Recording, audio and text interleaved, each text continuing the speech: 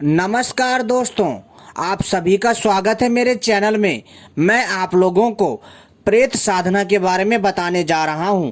प्रेत साधना यानी वीर साधना। दोस्तों, प्रेत साधना ऐसी साधना है जिसको यदि किसी मनुष्य ने सिद्ध कर लिया या कर लिया सही प्रकार से, तो दोस्तों साक्षात प्रेत आपके सामने प्रकट होगा और आपकी सारी इच्छाओं की पूर्ति करेगा। जी हाँ दोस्तों, लेकिन सुनने में आपको अटपटा लग रहा होगा और थोड़ा मजाकिया लग रहा होगा, लेकिन दोस्तों ये चीजें बहुत ही सत्य हैं। यदि आप लोग भी भूत देखना चाहते हैं, मैं गारंटी दे रहा हूं मित्रों, यदि आपने यह साधना कर ली तो दोस्तों आपको निश्चित ही भूत के दर्शन हो जाएंगे और भूत आपसे बात करेगा। लेकिन ध्यान रखिएगा, यह साधना केवल और केवल साधकों के लिए है, लेकिन जो गृह गृहस्थी वाला है वह साधना ना करे। लेकिन अगर करना भी चाहे तो बहुत ही विधि विधान से और बहुत ही सावधानी पूर्वक करना पड़ेगा। मैं पूरी जानकारी बताऊंगा कि इस प्रेत विद्या का इस्तेमाल कैसे करना है और इस प्रेत को कैसे सिद्ध करना है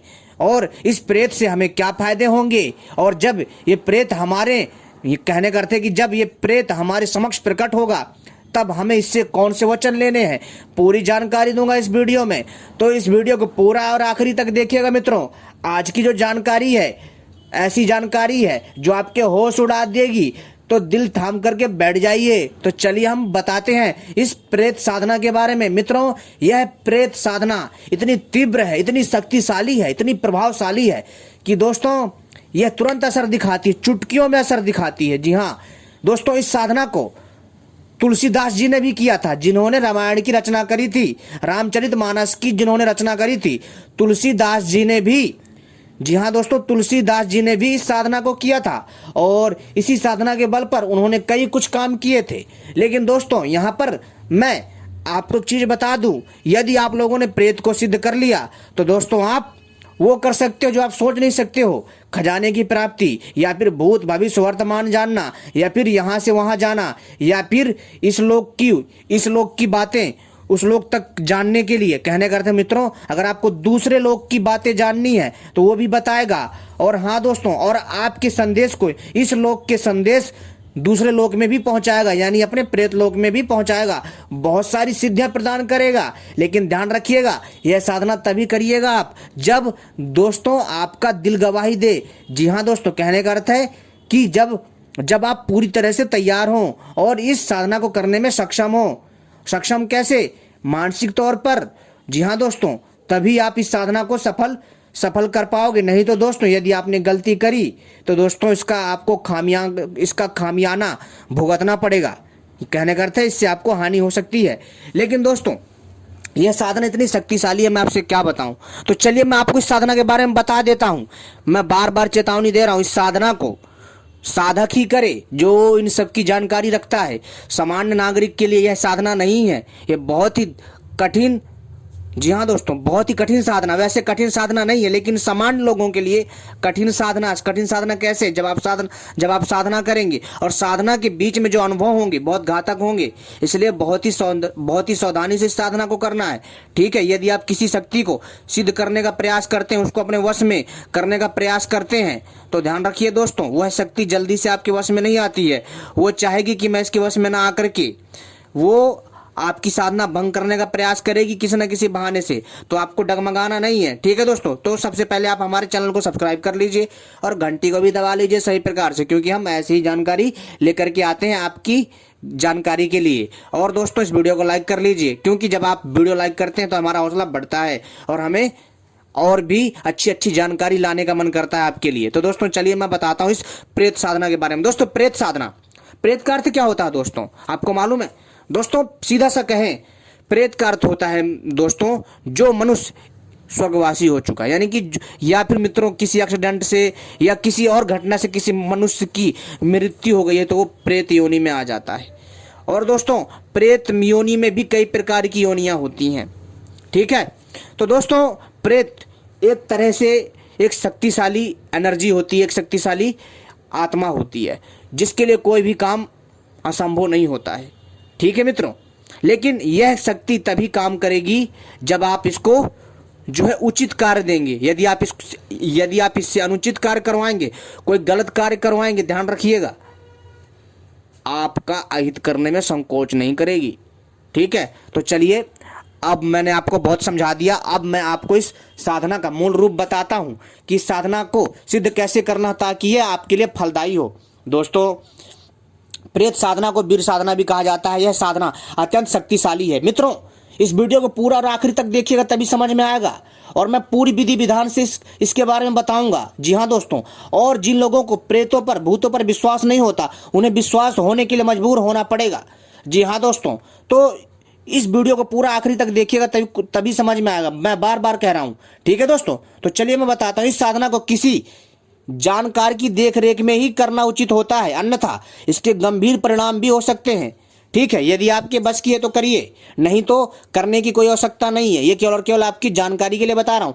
साधक किसी गुरु के सानिध्य में इस साधना को पूर्ण कर सकते हैं। यह साधना अत्यंत प्रभावशाली है। इस साधना को करके हर तरह का सुख प्राप्त किया जा सकता है, चाहे फिर वो दैहिक हो या वैदिक हो। ठीक है, और अनुचित कार्य नहीं करेगा, ध्यान रखिएगा, अनुचित कार्य नहीं करेगा प्रेत, तथा गुरु आज्ञा से ही इस साधना को प्रारंभ करें। तुलसीदास जी ने यह साधना की थी और इसे वीर साधना भी कहते हैं।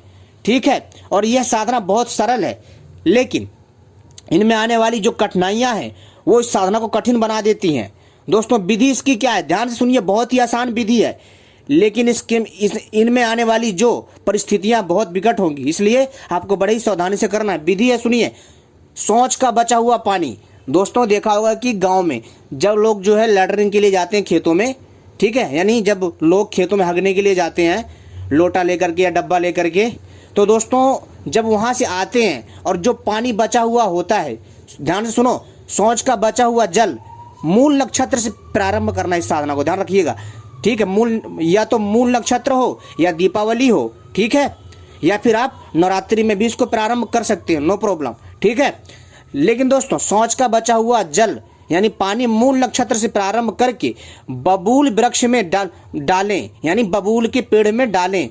जो आपके शौच का बचा हुआ पानी है उसे बबूल के पेड़ में डालें तथा जल डालकर उसी वृक्ष के नीचे बैठ करके 108 बार मंत्र का जाप करना। बस 108 बार मंत्र जाप करना और प्रतिदिन करना है। ठीक है, कितने दिन करना है आपको? लगातार 43 दिन तक। ध्यान रखिए दोस्तों, लगातार 43 दिन की साधना है। ठीक है, 108 बार मंत्र जप करें। माला हड्डी अथवा या इंद्रायणी की जड़ हो। ठीक है, हड्डी की तो ना प्रयोग करिएगा। मैं आपको इंद्रायण एक जड़ी बूटी होती है, उसको खोज लीजिएगा या फिर इंटरनेट पे सर्च करके पता लगा लीजिएगा कि इंद्रायणी की जड़ कैसी होती है।